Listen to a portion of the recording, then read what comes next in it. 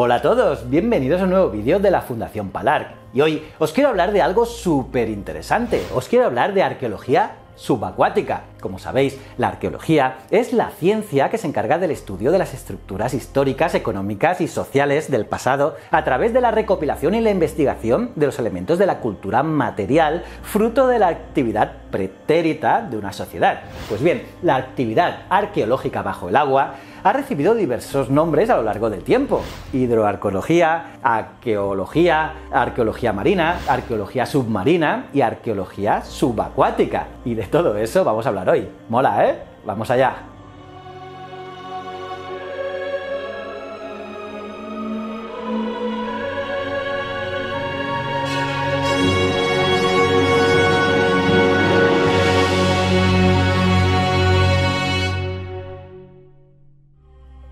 ¿Habéis visto alguna vez en documentales cómo un equipo de buzos descubre los restos de un antiguo barco hundido? ¿No os parece toda una aventura? Pues se trata de una disciplina arqueológica. Sí, una disciplina arqueológica real, la arqueología subacuática. Como os decía, la arqueología es una ciencia que tiene un componente de campo que nos hace pensar en vivir aventuras, ya sean cerca de casa o en países remotos al otro lado del mundo.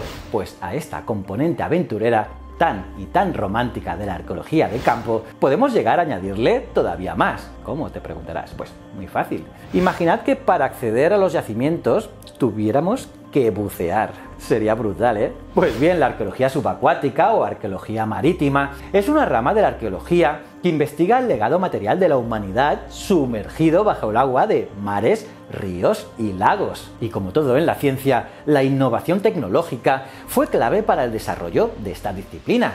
Y aquí, un momento clave fue la llegada de la escafandra, el primer traje de buzo moderno. La palabra escafandra, del francés escaphandre, y del griego escafe, barca, y andros, hombre, fue utilizada por primera vez en 1775 por el abad francés Jean-Baptiste de la Chapelle en su libro llamado Tratado de la construcción teórica y práctica de la escafandra o barco del hombre. Eso sí, la Academia de las Ciencias francesa no le encontró utilidad a este invento, pero retuvo su nombre, pues años más tarde la palabra escafandra fue conservada en lengua francesa para equipos de respiración subacuática, pasando seguidamente a la lengua española bajo la forma escafandra. Curiosamente, el primer diseño de una escafandra es de Leonardo da Vinci. Así, actualmente, la palabra ya no se refiere al invento del abad de la Chapelle, sino a un conjunto de equipos y dispositivos que permiten que una persona pueda penetrar con seguridad en un entorno que le es hostil, el agua.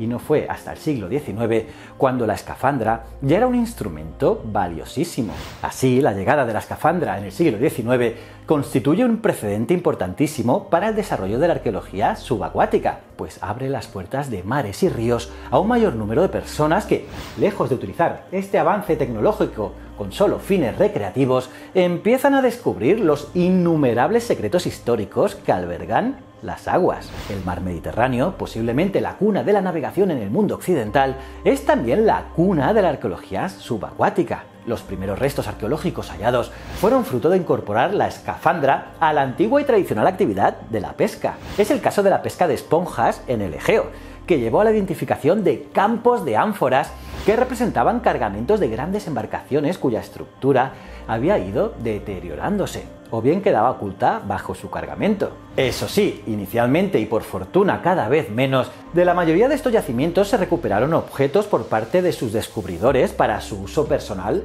o su venta. Por supuesto, actualmente estos objetos, como arqueológicos que son, están protegidos por las leyes del patrimonio y por eso solo pueden ser recuperados y manipulados por profesionales de este campo y bajo los permisos necesarios. Los primeros yacimientos subacuáticos que fueron tratados de una manera científica probablemente fueron los de Anticitera en el año 1900 y el de Madia en 1907. En este último trabajó Jacques Cousteau en 1948. El Mediterráneo es, por lo tanto, uno de los mares del mundo con más patrimonio arqueológico subacuático, tanto identificado como por descubrir. Sin duda, resultado de la herencia histórica de las culturas que lo han habitado y navegado. Sin embargo, en la mayoría de países mediterráneos, donde el potencial arqueológico es enorme, La investigación en este campo tiene un apoyo institucional más que deficiente.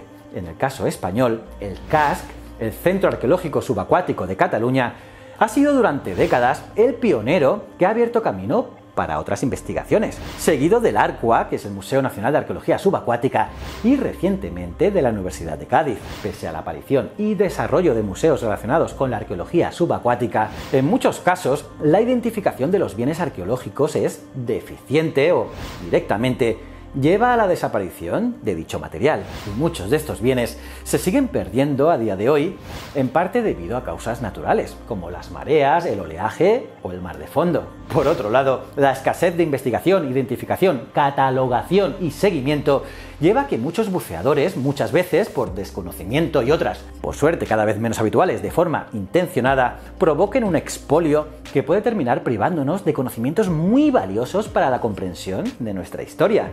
Eso sí, por ejemplo, un espectacular proyecto de arqueología subacuática optó al Premio Nacional de Arqueología y Paleontología de la Fundación Palar.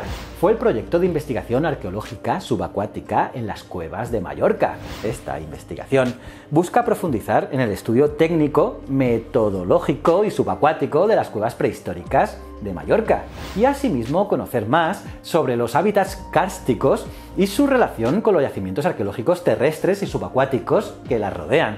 La finalidad de esta investigación es, sin duda, saber si estas cavidades sumergidas llegaron a estar habitadas y, si fue así, cómo era el modo de vida de sus pobladores, qué necesidad de recursos tenían, cuál era su alimentación, qué tipo de relaciones tenían, qué modos de comunicación utilizaban o qué tipos de creencias o representaciones artísticas existían y de qué tipo de economía participaban. Vamos, algo que es súper interesante. ¿Y a vosotros? ¿Os gustaría que hablásemos de otros yacimientos subacuáticos? ¿Sí? Pues si nos acompañáis, podéis seguir indagando sobre cualquiera de estos temas en más vídeos. Así que si te interesa seguir excavando en nuestro pasado, no te pierdas los próximos vídeos y no te olvides suscribirte, darle a la campanita para recibir notificaciones, un buen like y seguirnos en las redes sociales de la Fundación Palar. Ah, y echa un vistazo a nuestra web, fundacionpalar.com. Allí encontrarás las últimas noticias de arqueología y paleontología. Te invitamos a que nos acompañes en este apasionante viaje a lo largo de nuestra historia. Muchísimas gracias.